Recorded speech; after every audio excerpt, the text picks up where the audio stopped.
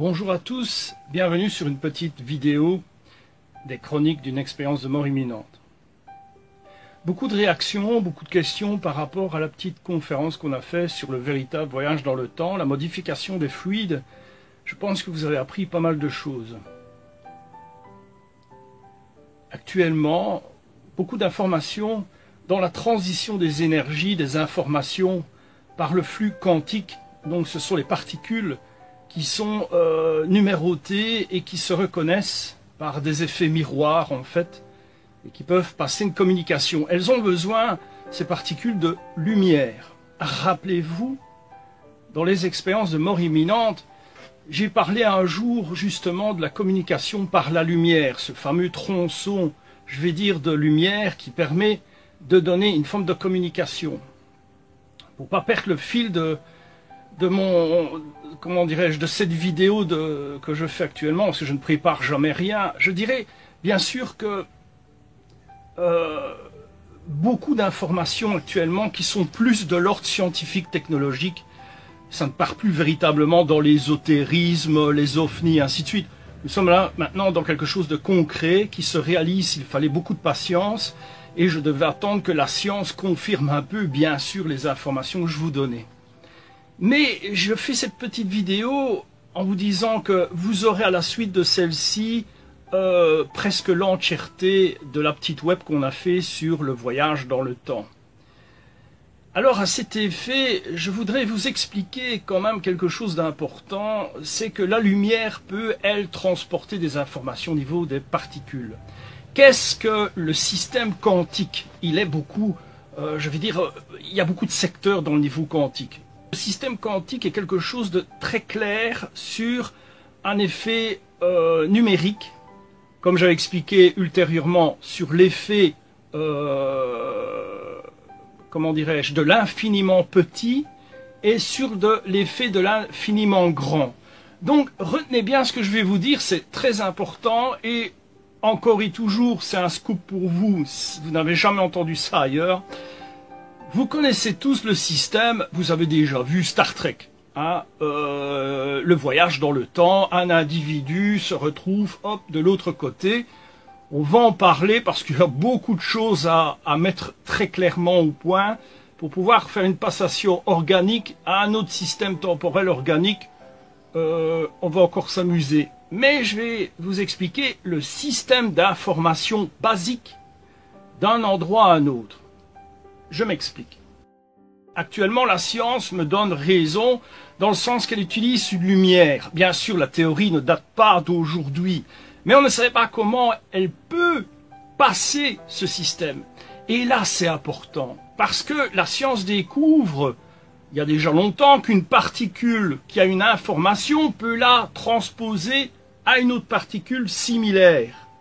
Donc ce sera un peu les vases communicants à travers le système quantique. Et puis on découvre que ces particules, même si elles sont inertes, peuvent se passer une information. Même si vous êtes mort, expérience de mort imminente, on vous passe une information. Et ça fait des années que je vous l'explique. Mais je vais vous donner d'abord une référence, une codification quantique qu'on appelle chez nous la géoquantique. La géoquantique, c'est un petit peu quand vous parlez de, attention c'est un bien grand mot, de sorcellerie, on fait de la sorcellerie, et puis il y a un retour, vous avez déjà entendu ça, hein, un retour de manivelle, un effet boomerang. Eh bien, c'est pas si loin que ça. Donc ça n'a rien à voir avec la sorcellerie, mais c'est pour vous faire comprendre que vous avez déjà entendu ce genre de choses d'ânerie ailleurs. Là, on parle sur un aspect scientifique. Alors, comment ça fonctionne? Eh bien, la science, pour le moment, pense que un cercle et un autre cercle, on va faire comme ça, mais je mettrai certainement une affiche derrière, mais je vous le fais en direct pour vous sur la page, bien sûr, les chroniques d'une expérience de mort imminente. Alors, vous avez un premier cercle et un deuxième qui s'envoient des informations par un système de codification quantique temporelle. C'est déjà une forme de voyage dans le temps sur une disposition présente. Qu'est-ce que ça veut dire, une disposition présente? C'est-à-dire que moi, je vous envoie une information maintenant, au temps présent. D'accord? Le deuxième système, c'est que, je résume, les scientifiques se disent que ce sont des particules vivantes, on va dire comme ça, et d'autres vivantes qui se donnent des informations au temps présent, bien sûr dans le passé et notamment dans le futur, mais il faut le temps de le découvrir. Mais comment ça marche? Eh bien, il faut d'abord comprendre qu'il y a une forme de temporisation d'énergie. C'est obligé. Toute idée que vous vous faites, donc toute pensée est répertoriée dans un système quantique qui sont comme une forme de particules, mais qui captent vos idées et qui les emmagasinent. Pour vous, votre système dans votre cerveau, c'est le système équivalent au souvenir. Le système quantique, c'est une revalidation, réactivation de ce souvenir. Ça, c'est intéressant.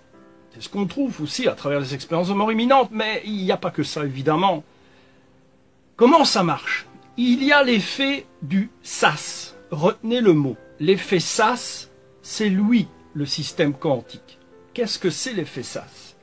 Pour le moment, la science n'a pas encore trouvé ce que c'est. En fait, c'est comme des aimants. Je vais vous expliquer. Dans le jargon que vous connaissez tous, et moi aussi, vous connaissez tous quoi? Le fameux 8. Vous savez, le symbole de l'immortalité. Ok? Symbole de l'immortalité, le fameux 8. C'est le même truc. Vous avez à ce moment-là un cercle vivant, on va dire ça comme ça, et un autre cercle vivant. Ils sont dans un parallélisme hors temps, hors champ quantique.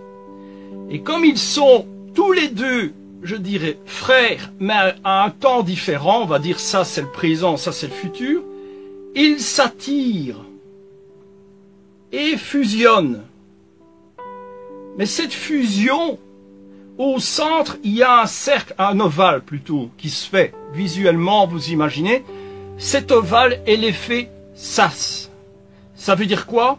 C'est juste là qu'il y a la passation d'informations quantiques. Comme c'est un ovale ou un cercle, c'est la géoquantique. Eh oui. Évidemment, vous êtes les premiers à l'apprendre. Vous avez appris comment on pouvait interagir sur quelqu'un à travers ces fluides. Mais il y a aussi la préservation des informations par le système géoquantique. Alors j'ai toujours dit que du néant absolu naissaient les créations. Quand j'ai parlé néant, je parle malheureusement d'un problème, c'est que la science se dit qu'il faut passer d'un point à un autre par la lumière, mais n'oubliez pas que la lumière peut être absorbée. On connaît tous, bien sûr, le trou noir qui absorbe la lumière. Eh bien, c'est le même principe. Dans ce système qui rentre, il y a le cercle central, et pourtant, vous le voyez, je peux vous le prouver que j'en ai parlé de ce cercle central. On retrouve des affiches il y a 10 ans où on voit justement ce cercle et ainsi de suite. Ce cercle, malheureusement, est soumis à une autre loi quantique, celle de l'infiniment petit, celle de l'infiniment grand et celle de l'obligation d'information. Ces informations, si elles sont trop puissantes, trop massives, elles sont absorbées par une autre lumière.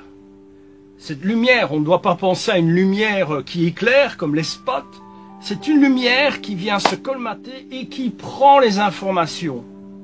C'est le gros problème du futur. Nous allons pouvoir passer des informations à travers plus Internet, mais à travers un faisceau de lumière qui est exactement le même, et ça c'est un scoop pour vous, exactement la même fréquence que le système synaptique que nous avons dans notre cerveau. Le problème, et c'est toujours l'histoire du yin et du yang, il y a son aspect, je dirais négatif, c'est un bien grand mot, mais qui étouffe et qui bloque cette passation d'informations dans ce fameux sas. Ce qui veut dire que l'information, quand elle passe, elle a été filtrée. Il n'y a plus toutes les informations, lesquelles, à la rigueur, le temps, c'est-à-dire d'où elle vient, 1995 ou 2032, c'est comme vous voulez. Ensuite, la signature énergétique. Rappelez-vous, je vous en ai parlé, la signature de celui qui envoie l'information, elle s'atténue. D'où l'histoire du livre qu'on est en train de travailler, où je parle justement de ces signatures. Alors, ce qu'il faut savoir, c'est qu'il faut à ce moment-là utiliser des codifications symboliques. Ces codifications symboliques sont réactivées pour le moment autour de vous. Il y a pour le moment, je dirais, une réactivation mémorielle par rapport à des petits objets qui tournent et ainsi de suite, qui sont des symboliques, je vais dire mythiques et également celtiques. Il n'y a encore personne qui a compris ce que ça voulait dire, ce que ça allait faire. Alors, ne perdons pas, bien sûr, le fil de nos idées, si je peux dire comme ça. Les structures, je dirais, au niveau des molécules, donc, elles emmagasinent ces informations. Elles suivent un couloir, comme vous voulez, ou un chemin, ou un tunnel de lumière, et passent d'un autre côté. Je rappelle quand même, une petite ouverture d'esprit, ça m'arrive, je rappelle quand même que dans la Torah, on en parlait déjà. Donc celui qui a l'occasion de lire la transmutation d'informations dans un point A à un point B, dans la Torah, elle est expliquée, mais sous une forme évidemment, je dirais, codifiée sur un aspect religieux biblique, mais c'est exactement ce type d'identification. Alors, laissons de côté les fadaises sur le système quantique qu'on vous donne, restez sur l'objectif que le système quantique scientifique, émotionnel, la réactivation cellulaire émotionnelle, je dirais aussi la temporisation des énergies par le transport quantique, on peut le travailler. On peut le travailler, nous. À travers des stages et ainsi de suite, je vais vous l'apprendre, mais c'est pas le but de la vidéo que je fais pour le moment, rien à voir. Simplement pour vous dire que, donc, l'instance de l'information par rapport à, je dirais, des formes de neutrons, on va dire, sont chargées d'éléments d'information et le passent par un autre système qui est la lumière et vient rejoindre à travers le temps le réceptacle. Ce qui est pratiquement pas possible par un élément, je vais dire, organique humain. Pourquoi? Parce qu'il y a trop d'informations qui vont passer. Rappelez-vous, il y a ce sas. Donc si on passe un organisme à un autre endroit par ce sas, il y a bien sûr notamment perte de mémoire, il y a aussi une forme de atrophie musculaire, il y a tout un ensemble qui freine l'entièreté du passage d'un corps à un autre endroit, comme la télétransportation que vous avez vu dans Star Trek, c'est vraiment de la...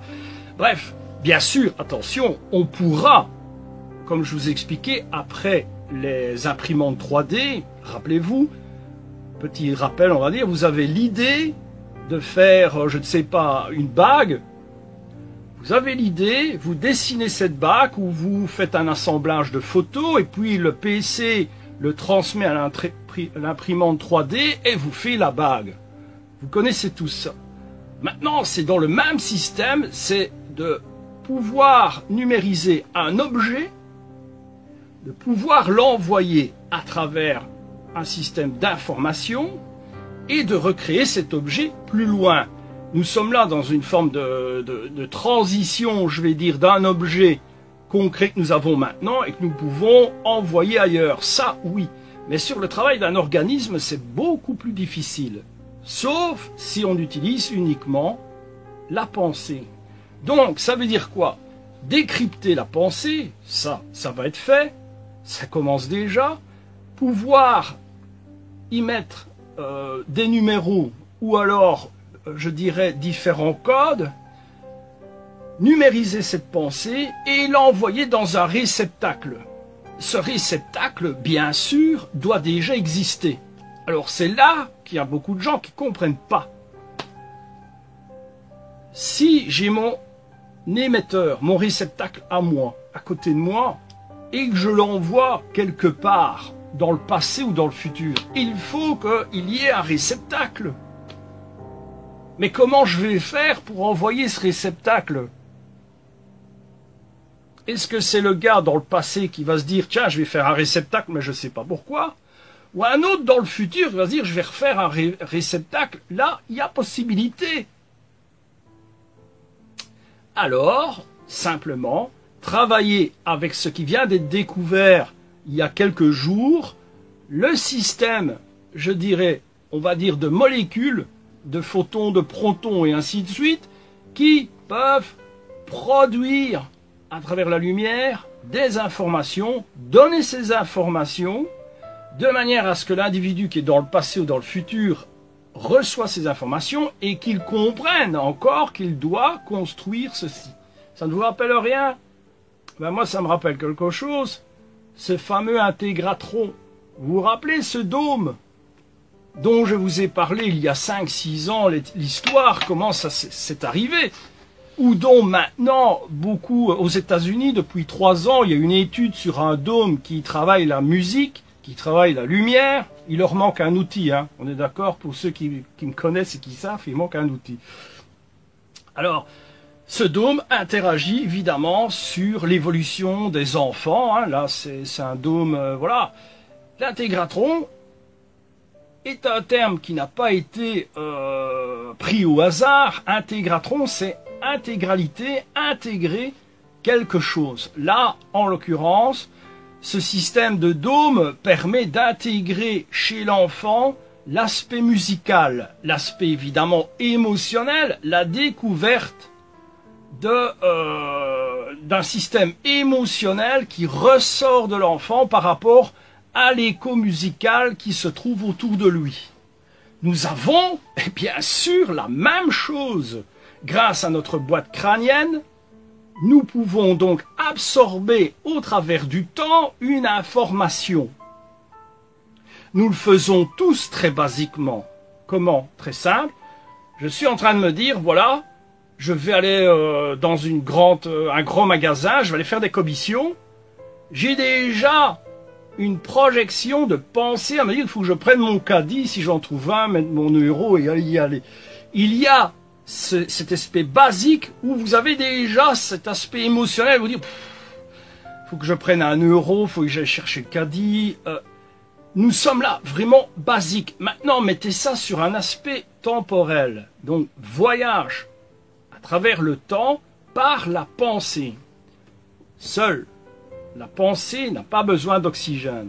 C'est-à-dire qu'on peut maintenant passer une information à un autre endroit sans oxygène. Vous allez me dire, oui mais minute, attention, toi tu respires et tu envoies, par exemple par le phénomène de télépathie, tu envoies une information à une autre personne vivante. Donc ce qui veut dire que là nous sommes au stade que la science vient de découvrir, ce sont des neutrons, des protons, des molécules qui sont vivantes et qui passent à une autre molécule vivante une information. Sauf que maintenant, elle vient de découvrir que si la molécule est inerte, et de l'autre côté inerte, l'information passe quand même par un autre système. À vous de faire la déduction. Ce qui veut dire quoi? Ce qui veut dire qu'un être humain qui peut être non existentiel à un moment propre, et une personne décédée pendant quelques minutes, ils peuvent quand même interagir. Rappelez-vous, on m'a encore une fois donné raison quand on a découvert ces fameux neurones maîtres, mais aussi que quand un corps est éteint, il y a encore quelque chose qui fonctionne. C'est le même principe. Alors voilà, je vous avais fait cette petite vidéo pour avoir quelques petites explications sur tout ça. Je dirais, suivez un peu les prochaines informations. Vous allez voir qu'au niveau de la science, elle commence un petit peu curieusement à me donner raison. Le système quantique, entendons-nous bien. Actuellement, c'est un peu comme dans tout, c'est un phénomène de mode. On va vous parler de la sauce quantique à toutes les sauces. Ça, c'est l'habituel de la bêtise humaine. Il faut savoir, les bases, c'est que la quantique joue sur un effet de numéros. Elle a ses bases d'abord sur l'infiniment petit, sur l'infiniment grand. Elle a ses bases sur la communication vibratoire. Elle a ses bases sur les communications sonores. Elle a ses bases sur les communications temporelles, qui sont des codifications. Elles ont ses bases dans la structure moléculaire d'un être humain de type origami. Rappelez-vous de cette conférence que nous avions faite. Alors, il faut bien être attentif à ce que les gens vous expliquent sur le système quantique. Parce que vous devez savoir que la géoquantique est un effet circulaire. Ça veut dire quoi? C'est que quand les deux cercles, je rappelle pour ceux qui viennent d'arriver, il y a examen vendredi prochain, attention, le cercle qui a ces informations va le passer à un autre cercle qui est pratiquement frère. Ça veut dire qu'ils vont communiquer ensemble, un petit peu comme les tests en Russie dans les années 56 sur l'effet télépathique. On se tournait beaucoup plus vers des gens qui avaient les mêmes propriétés. Je ne vais pas rentrer dans l'histoire, ça s'est fait quand même dans les camps de concentration aussi, rappelez-vous. Bref, on ne va pas ouvrir une page de l'histoire ténébreuse, mais ce qui veut dire que ces informations vont passer. Il y a communication. Ce qui est intéressant, c'est que quand elles sont inertes, elles peuvent quand même se joindre et jouer ce fameux symbole de l'infini. Ce qui veut dire, pour ne pas perdre le fil de mon idée, parce que comme vous savez, les vidéos que je fais, je prépare rien. Je prépare rien du tout, c'est pas, ça m'intéresse pas de commencer à... Ce qui veut dire donc que même si la matière est inerte ou inexistante, on a rencontré bien sûr la matière noire, le trou noir aussi. On s'est dit, tiens, c'est existant, c'est inexistant, ça absorbe la lumière. Mais on se rend compte que c'est quand même vivant d'une certaine manière. Eh bien, ce système, par rapport à la passation d'informations, se rejoint. Et c'est, comme j'expliquais, au niveau du sas. Le sas, ce fameux rond, lui, il prend quand même les informations les plus importantes et les place à un endroit précis qu'on appelle banque de données. Vous connaissez? La banque de données existe. Actuellement, devant vos yeux ébahis, comme on dit en général, sur Internet, il y a déjà des scientifiques qui essayent de mémoriser la mémoire, de créer un effet de stats numérique. J'en avais parlé, rappelez-vous, quand je suis passé à RTL. Et là, c'est déjà une banque de données qui va pouvoir se maintenir non seulement pas par l'électricité ou les connaissances que nous connaissons sur les énergies, mais sur, bien sûr, les nouvelles énergies basées sur la lumière. Merci à Einstein et d'autres. Cette lumière qui est la même, ensuite, quand elle sera développée et connue par l'intelligence artificielle et des chercheurs, cette lumière qui est exactement la même que les aspects synaptiques, les tachyons et ainsi de suite, on va pouvoir donc créer une banque de données qui n'est pas, je dirais, détériorable par le temps. Voilà, détériorable par le temps. Cette banque de données, je la connais sur un autre nom. Ah, ben oui. Rappelez-vous, je vous ai dit, si c'est un être humain vivant, il va passer des messages. Si c'est des êtres humains qui malheureusement sont décédés et que ces informations restent dans le flot de lumière, je connais un autre nom. Ce serait pas l'au-delà? Ce serait pas l'au-delà? L'au-delà n'est-il pas un ensemble de données de personnes décédées, évidemment, ou d'autres choses? Mais c'est quand même des informations.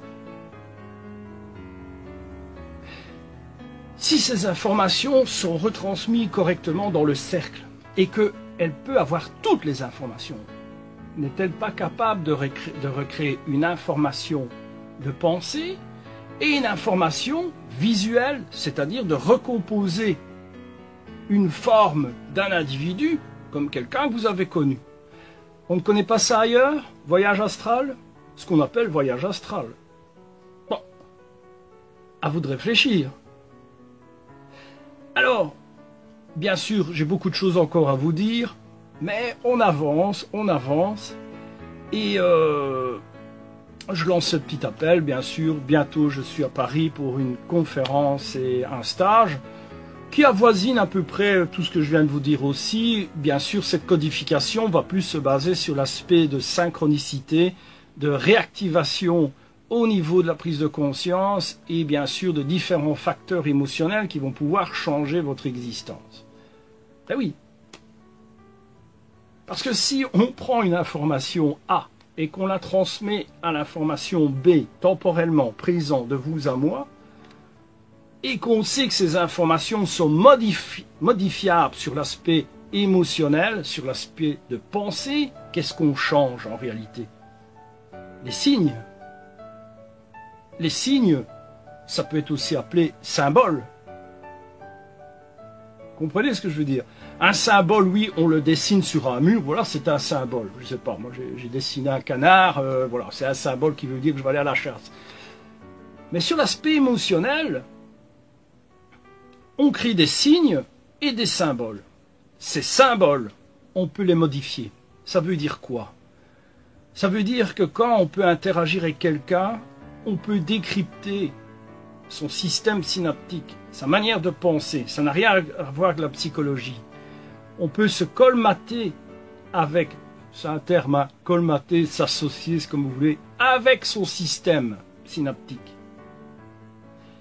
Et dans ce système, on modifie les carences, les lacunes qui font en sorte que l'individu ne croit plus en rien ou est désorienté et se dit « ma vie, qu'est-ce que c'est ?»